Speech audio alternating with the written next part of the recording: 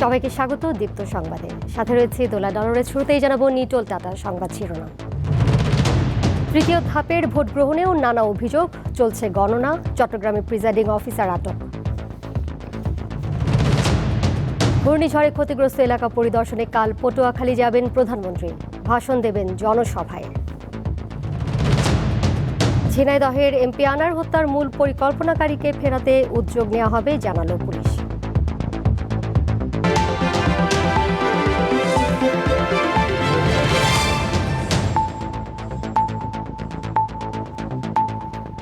Voter উপস্থিতি কম, সংঘর্ষ সহ নানা অভিযোগের মধ্য দিয়ে শেষ হলো তৃতীয় ধাপের ভোট গ্রহণ। এখন চলছে গণনা। চট্টগ্রামের পটিয়ায় অবৈধভাবে ভোট নেয় এক প্রিজাইডিং কর্মকর্তাকে আটক করা হয়। আর কেন্দ্রে অস্ত্র নিয়ে প্রবেশ করায় সুনামগঞ্জের দোয়ারা বাজারে এক এজেন্টকে 6 মাসের কারাদণ্ড ও 10,000 টাকা জরিমানা করা হয়। বুধবার সকাল 8টা থেকে নরসিংদী শিবপুর উপজেলার 97টি কেন্দ্রে শুরু হয় ভোট গ্রহণ। যোগ্য নেতা নির্বাচিত করতে চাইছেন ভোটাররা। হ্যাঁ, দিতে পারছি, ভালো, সুন্দর, পরিবেশটা খুব ভালো আছে। ওনারা খুব আন্তরিক, বুঝিয়ে দিলেন কিভাবে দিতে হয়, দিলাম। আমার পছন্দের প্রার্থীদের ভাল লাগলো। শিবপুর উপজেলা পরিষদ নির্বাচনে আওয়ামী লীগ নেতা, সাবেক চেয়ারম্যান এবং স্থানীয় সংসদ সদস্যের স্ত্রী সহ 4 জন প্রার্থী চেয়ারম্যান পদে লড়ছেন। স্থানীয় সংসদ সদস্যের স্ত্রী নির্বাচন করায় অন্য প্রার্থীরা শঙ্কায় রয়েছেন। এখানে আমি ভোট কেন্দ্রে আসছি পরিদর্শন করতে, পরে দেখি গেটের মধ্যে হয়ে উঠলা যে আমি কেন ঢুকলাম। আমি তো প্রার্থী, আমি তো আমার অধিকার আছে, আমি ঢুকতে পারি। তো এখানে আমার অধিকারের উপরে যারা হস্তক্ষেপ করে, অবশ্যই এখানে অনধিকার চর্চা হচ্ছে। আমরা আমাদের ভোটার যারা আসতে চায় তাদেরকে রাস্তার মধ্যে বাধা দেওয়া হচ্ছে, এরকম কিছু 2-1 জায়গায় শুনতে পাচ্ছি। মানিকগঞ্জের 2 উপজেলায় ভোট গ্রহণ চলছে। দুপুর 1টা পর্যন্ত মাত্র 10 ভাগ ভোট পড়েছে সদর ও সাটুরিয়ায়। এই প্রথমে ইভিএমে ভোট দিতে ভালোই লাগলো। ভোট কেন্দ্রের পরিবেশ এখন পর্যন্ত তো ভালোই দেখতেছি, জনগণ ঠিক মতো ভোট দিচ্ছে। আমাদের আয়োজন ভালোই হচ্ছে, নিরাপত্তাটা বলতে সবকিছু মিলে সকল কিছু আমাদের ভালো আছে। এখন অভিযোগ পাইনি, তবে বলছে যে এটা একটু মজাই লাগছে, কেননা গণনা অতি তাড়াতাড়ি হয়ে যাবে। ভোটে ওই ব্যালটটা ভাঁজ করে বাক্সে ফেলার কোনো ঝামেলা নেই, এটাকে তারা সহজে মনে করছে আর কি। এদিকে ব্যালটে এক প্রার্থীর প্রতীক ভুল থাকায় বগুড়া সদরে ভাইস চেয়ারম্যান পদে ভোট স্থগিত করেছেন রিটার্নিং কর্মকর্তা। আর সুনামগঞ্জের দোয়ারা বাজারে ভোট কেন্দ্রে অস্ত্র নিয়ে প্রবেশ করায় এক এজেন্টকে 6 মাসের কারাদণ্ড এবং 10,000 টাকা জরিমানা করেছেন ম্যাজিস্ট্রেট। দিলশাদানি, দীপ্ত, বার্তাকক্ষ। রাজশাহীতে পবা ও মোহনপুর উপজেলার কয়েকটি কেন্দ্রে সংঘর্ষের ঘটনা ঘটেছে। এছাড়া শান্তিপূর্ণভাবেই শেষ হয়েছে ভোট গ্রহণ। বিস্তারিত জানাতে রাজশাহী থেকে সরাসরি যুক্ত রয়েছেন সহকর্মী ইউসুফ আদনান। ইউসুফ, যে কেন্দ্রগুলোতে সংঘর্ষ হয়েছে, সংঘর্ষের কোনো প্রভাব কি ভোট গ্রহণে পড়েছে কিনা জানাবেন। ভোট গণনা কোন পর্যায়ে রয়েছে?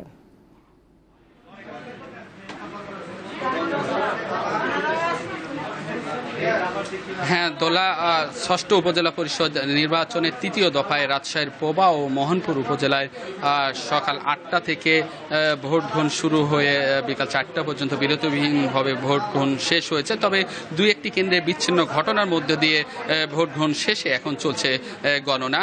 রাজশাহীর পবার পারিলা সরকারি প্রাথমিক বিদ্যালয় ভোট কেন্দ্র এবং মোহনপুরের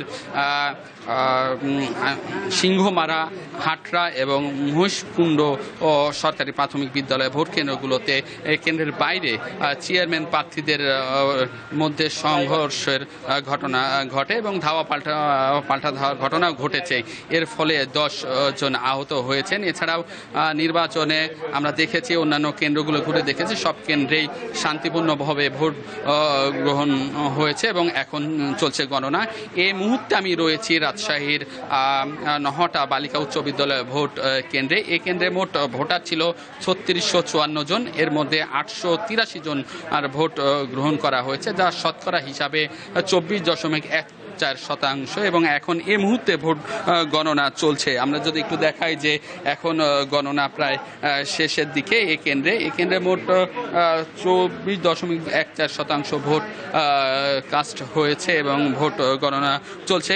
একটি বিষয় যদি জানিয়ে রাখি যে এবার 3য় দফায় রাজশাহীর 2টি উপজেলায় মোট চেয়ারম্যান পদে 11 জন, ভাইস চেয়ারম্যান পদে 13 জন এবং মহিলা ভাইস চেয়ারম্যান পদে 9 জন প্রার্থী প্রতিদ্বন্দ্বিতা করেছেন এবং পবা উপজেলার মোট 84টি কেন্দ্রে ভোট গ্রহণ করা হয়েছে এবং মোহনপুর উপজেলায় মোট 45টি কেন্দ্রে ভোট গ্রহণ অনুষ্ঠিত হয়েছে এবং পবা উপজেলার 50% উপরে 3.5 পর্যন্ত ভোট কাস্ট করা হয়েছে এবং মোহনপুর উপজেলায় 55%-এর উপরে 3.5 পর্যন্ত ভোট কাস্ট করা হয়েছে বলে জানিয়েছেন উপজেলার সহকারী রিটার্নিং অফিসার।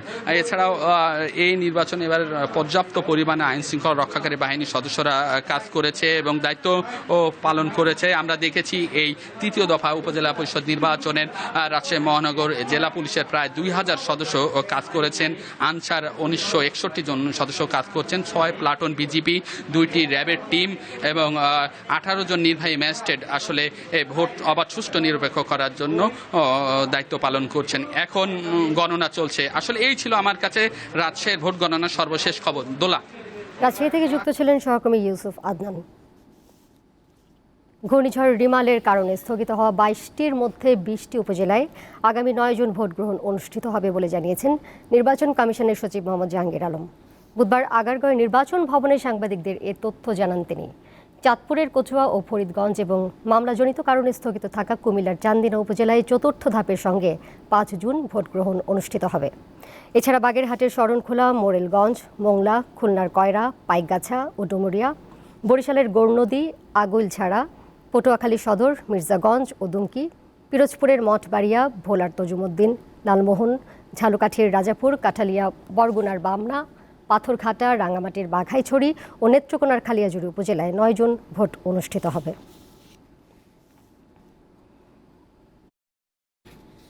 তৃতীয় ধাপের উপজেলা নির্বাচনে ভোট গণনার খবর জানাতে এবারে দিনাজপুরের লালবাগ আদর্শ সরকারি প্রাথমিক বিদ্যালয় কেন্দ্র থেকে সরাসরি যুক্ত রয়েছেন সহকর্মী সুলতান মাহমুদ। সুলতান, আপনি যে কেন্দ্রে এই মুহূর্তে রয়েছেন সেখানে কত শতাংশ ভোট পড়েছে?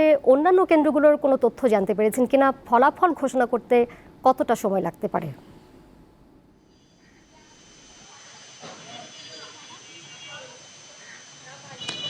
দোলা, আমরা আজকে দিনাজপুরের 3টি উপজেলা পরিষদের ভোট গ্রহণ শুরু হয়েছে। আমরা দিনাজপুরের সদর উপজেলা, দিনাজপুরের চিরির বন্দর এবং দিনাজপুরের খানসামা উপজেলায় ভোট গ্রহণ সকাল 8টা থেকে শুরু হয়েছে, বিকাল 4টায় কিন্তু শেষ হয়েছে। আমরা এখন রয়েছি দিনাজপুর সদর উপজেলার লালবাগ আদর্শ সরকারি প্রাথমিক বিদ্যালয় কেন্দ্রে। এখানে ইতিমধ্যে কিন্তু ভোটের যে কাউন্টিং সেটা শেষ হয়েছে। আমি এখন এই কেন্দ্রে মোট ভোটার ছিল 3428টি এবং এই কেন্দ্রে ভোট পড়েছে 375টি। যদি শতাংশের কথা বলি তাহলে কিন্তু দেখা যাচ্ছে যে 10.93% এখানে ভোট পড়েছে এবং ভোট কাউন্টিং হওয়ার পরেই কিন্তু ভোটের গণনা যে সেটি কিন্তু শুরু করে দিয়েছে প্রিসাইডিং অফিসার। আমরা কিছুক্ষণের মধ্যে কিন্তু ভোটও কিন্তু ডিক্লেয়ার করেছেন এবং ইতিমধ্যে যে ভোটের যে রেজাল্ট শিট ইতিমধ্যে কিন্তু টাঙ্গানো দেওয়া হয়েছে এবং এখানে তারা বলছেন যে যেহেতু ভোটারের সংখ্যা একেবারেই উপস্থিত কম ছিল, মাত্র 375টি ভোট পড়েছে, এই ভোট কাউন্টিং করতে প্রায় 1 ঘন্টাও সময় লাগেনি। অল্প সময়ের মধ্যে কিন্তু প্রত্যেকটি প্রার্থীর কিন্তু যারা এজেন্ট ছিলেন তাদের উপস্থিতিতে কিন্তু ভোট কাউন্টিং করা হয়েছে এবং এই কাউন্টিং এর ফলেই কিন্তু ভোটের যে ফলাফল সেটি প্রকাশ করা হয়েছে। পাশাপাশি দিনাজপুরের যে অন্যান্য কেন্দ্রগুলো আমরা দেখেছিলাম, বিশেষ করে সদর উপজেলায় প্রায় প্রতিটি কেন্দ্রেই 10, 11, 12, 13% করে ভোট কাস্ট হয়েছে এবং গ্রাম পর্যায়ের যে সমস্ত ভোট কেন্দ্রগুলো রয়েছে সেটাকে আমরা দেখেছি যে 22, 23, কোনো কেন্দ্রে 25, কোনো কেন্দ্রে 30 পর্যন্ত ভোট কাউন্টিং হয়েছে। তবে সব শেষের যে ফলাফলটি একসাথে উপস্থিত করার পর জেলা প্রিসাইডিং অফিসার নির্ধারণ করবেন যে আসলে মোট জেলায় কি পরিমাণ ভোট কাস্টিং হলো এবং কত % ভোট কাস্ট হলো। এবং এই ভোটের যে সার্বিক অবস্থা আমরা কোথাও কিন্তু বিশৃঙ্খলার যে খবর সেটি পাইনি। পাশাপাশি প্রতিটি কেন্দ্রে শান্তিপূর্ণভাবেই ভোট হয়েছে। দোলা। দিনাজপুর থেকে যুক্ত ছিলেন সহকর্মী সুলতান মাহমুদ।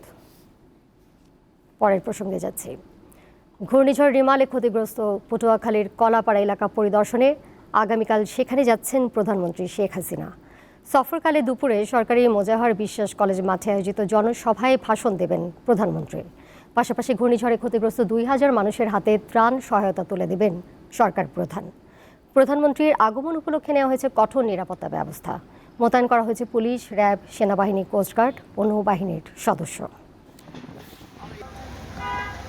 মাননীয় প্রধানমন্ত্রী জননেত্রী শেখ হাসিনা কলাপাড়া বন্যা দুর্গত এলাকার মানুষের দুঃখ দুর্দশা সচক্ষে দেখার জন্য আগামী 30 তারিখ কলাপাড়া আসতেছেন। দক্ষিণ অঞ্চল ছিল অবহেলিত। মাননীয় প্রধানমন্ত্রী নিজ হাতে উন্নয়নের প্রকল্প গ্রহণ করে আজকে কলাপাড়াবাসী অত্যন্ত খুশি এবং আনন্দিত। আমরা স্থানীয় আওয়ামী লীগ এবং সহযোগী সংগঠনের নেতৃত্বে ব্যাপক প্রস্তুতি গ্রহণ করেছি এবং লক্ষাধিক লোকের সমাবেশ ঘটবে বলে আমার বিশ্বাস। পটুয়াখালীর কলাপাড়া থেকে এই মুহূর্তে আমাদের সাথে যুক্ত রয়েছেন সহকর্মী মিজানুর রহমান, তার কাছে যাচ্ছি। মিজান, কলাপাড়ায় তো আপনি নিশ্চয়ই ক্ষতিগ্রস্ত এলাকাগুলো ঘুরে দেখেছেন, কি অবস্থা সেখানে, ক্ষয়ক্ষতির পরিমাণ কেমন এবং ক্ষতিগ্রস্ত মানুষের সাথে নিশ্চয়ই কথা হয়েছে, তারা কি বলছেন?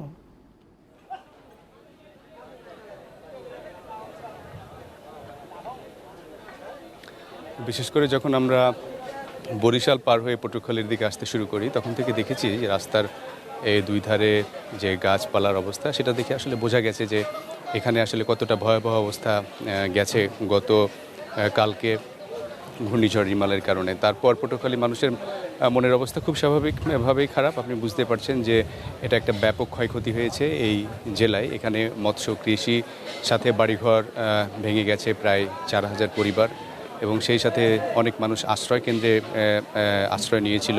সেখান থেকে যদিও অনেকেই চলে গেছে, বাড়ি ফিরে গেছে, তাদের যেগুলো গাছ ভেঙে গেছে বা বাড়িঘর যেগুলো ভেঙে গেছে সেগুলো ঠিকঠাক করার একটা ব্যবস্থা নিয়েছে নির্যোগে। তবে জেলা প্রশাসনের পক্ষ থেকে তো ত্রাণ যেটা হবে সরকারের পক্ষ থেকে সেটা প্রধানমন্ত্রী আগামীকালকে এসে ঘোষণা করবেন, এবং মোজাহারউদ্দিন সরকারি ডিগ্রি কলেজ এই মাঠেই প্রধানমন্ত্রী আসবেন।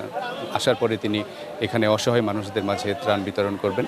মাঠের প্রস্তুতি শেষ পর্যায়ে বলা যায়, যদিও অন্যান্য জনসভা বা সুধী সমাবেশের ক্ষেত্রে প্রধানমন্ত্রী যখন আসেন তখন বড় ধরনের যে মঞ্চ তৈরি করা হয় সে ধরনের কোনো মঞ্চ তৈরি করা হবে না, এবং সাধারণ মানুষ যেহেতু এখানে অসহায় একটা অবস্থার মধ্যে আছে এবং খুব অল্প সময়ের নোটিশে প্রধানমন্ত্রী এই এলাকায় আসছেন, এখানে একটা অস্থায়ী ছোট আকারের মঞ্চ তৈরি করে প্রধানমন্ত্রী হয়তো সংক্ষিপ্ত একটা বক্তৃতা করবেন এবং কিছু মানুষের হাতে ত্রাণ সামগ্রী দিয়ে এই এলাকার ত্রাণ সামগ্রীর উদ্বোধন করবেন।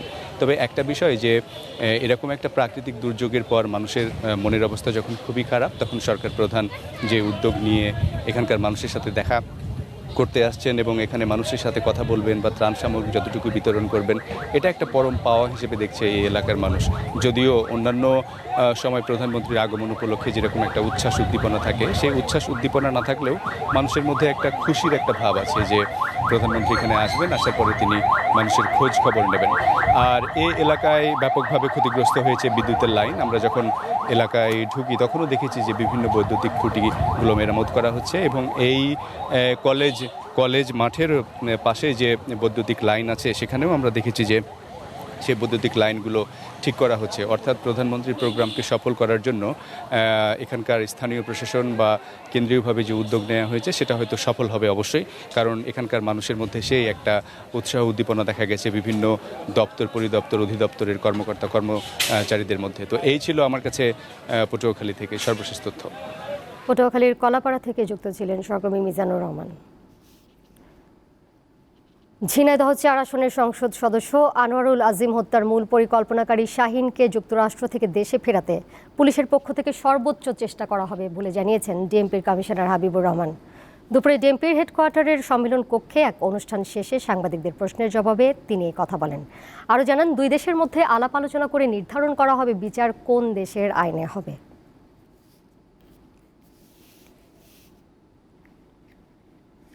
ষড়যন্ত্রকারী, এটি যিনি পরিকল্পনাকারী, তিনি এখন দেশের বাইরে রয়েছেন, তাকে গ্রেপ্তার করা যায়নি বিধায় এটি এখনও কিছুই উদ্ধার করা যায়নি। তাকে গ্রেপ্তার করলেই কেবল এই হত্যার মোটিভ জানা সম্ভব হবে। এটির বিষয়ে আমাদের যে ধরনের প্রচেষ্টা করা দরকার পুলিশের পক্ষ থেকে সেটির সর্বোত্তম চেষ্টা করা হবে। এবার কেওয়াই স্টিল চট্টগ্রাম সংবাদ।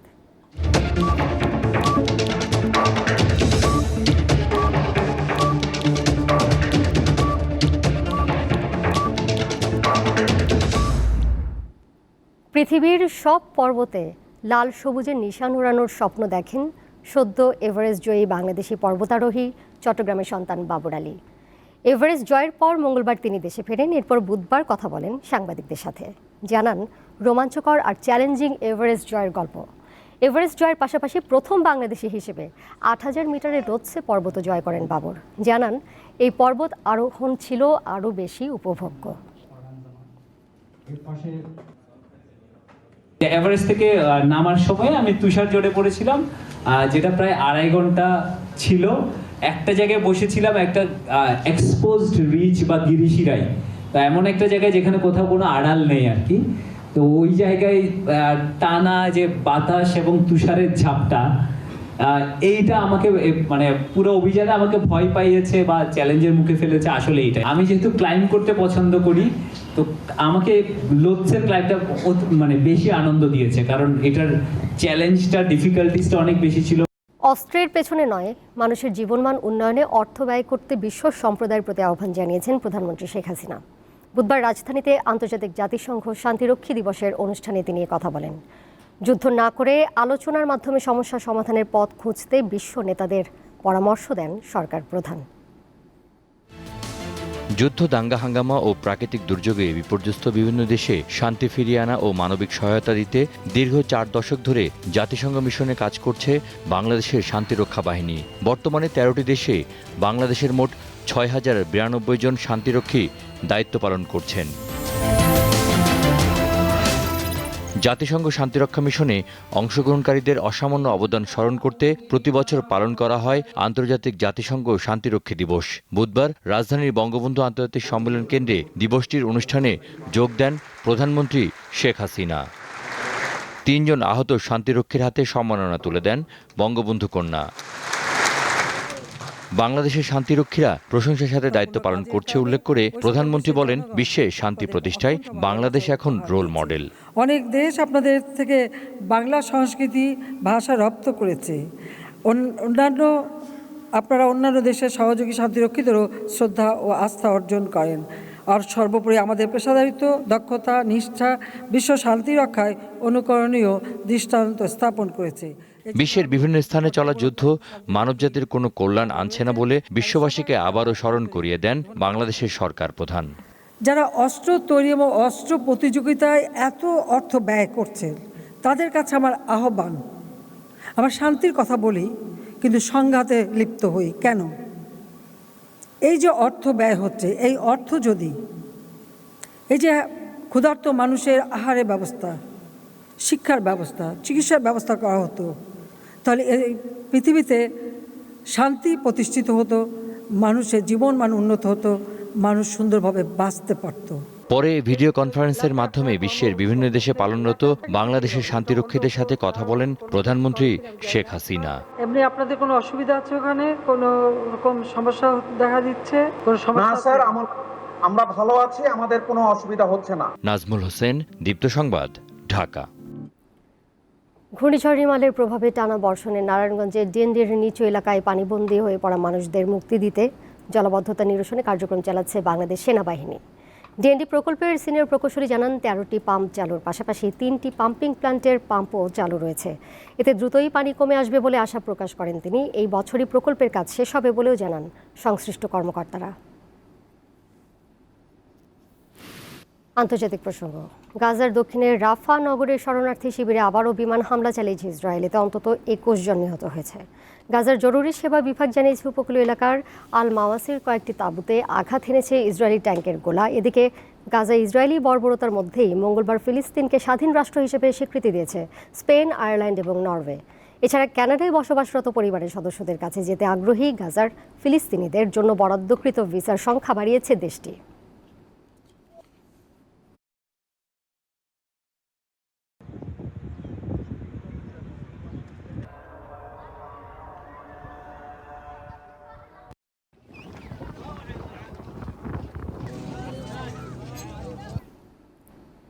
খেলার খবর, দলে থাকা ক্রিকেটাররা নিজের ভূমিকা সঠিকভাবে পালন করলে বিশ্বকাপে ভালো করা সম্ভব বলে মনে করেন অধিনায়ক নাজমুল হোসেন শান্ত। আসন্ন বিশ্বকাপকে সামনে রেখে নিজের মতামত দিতে গিয়ে তিনি এই কথা বলেন। প্লেয়াররাও চায় বাংলাদেশ টিম কাপ জিতুক, সব থেকে বড় যেই গোলটা। বাট আমার কাছে ক্যাপ্টেন হিসেবে যে জিনিসটা ইম্পর্টেন্ট, আমরা আমাদের প্রিপারেশন ঠিক মতো নিয়েছি কিনা, আমাদের ছোট ছোট কাজগুলা করছি কিনা, আমাদের প্রসেসটা ঠিক আছে কিনা, এই জিনিসগুলো যদি আমরা ঠিকভাবে করতে পারি, আমাদের এই জিনিসটা যদি আমরা মেনটেন করতে পারি, প্রত্যেকটা ম্যাচে আমাদের স্ট্রেংথ অনুযায়ী খেলতে পারি, result will come. So outcome নিয়ে খুব একটা চিন্তা নেই, ছোট ছোট জিনিসগুলো যেন আমরা ঠিক করতে পারি। শেষ করব দীপ্ত সংবাদ, যাবার আগে নিটোল টাটা সংবাদ শিরোনাম জানিয়ে দেব আরও একবার। তৃতীয় ধাপের ভোট গ্রহণেও নানা অভিযোগ, চলছে গণনা, চট্টগ্রামে প্রিজাইডিং অফিসার আটক। ঘূর্ণিঝড়ে ক্ষতিগ্রস্ত এলাকা পরিদর্শনে কাল পটুয়াখালী যাবেন প্রধানমন্ত্রী, ভাষণ দেবেন জনসভায়। ঝিনাইদহের এমপি আনার হত্যার মূল পরিকল্পনাকারীকে ফেরাতে উদ্যোগ নেওয়া হবে জানালো পুলিশ।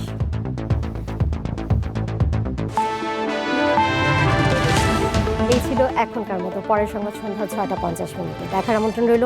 এছাড়া আরও তথ্য এবং বিনোদনের নানা খবরাখবর জানতে যুক্ত থাকুন দীপ্তর ডিজিটাল প্ল্যাটফর্মে। সবাইকে ধন্যবাদ।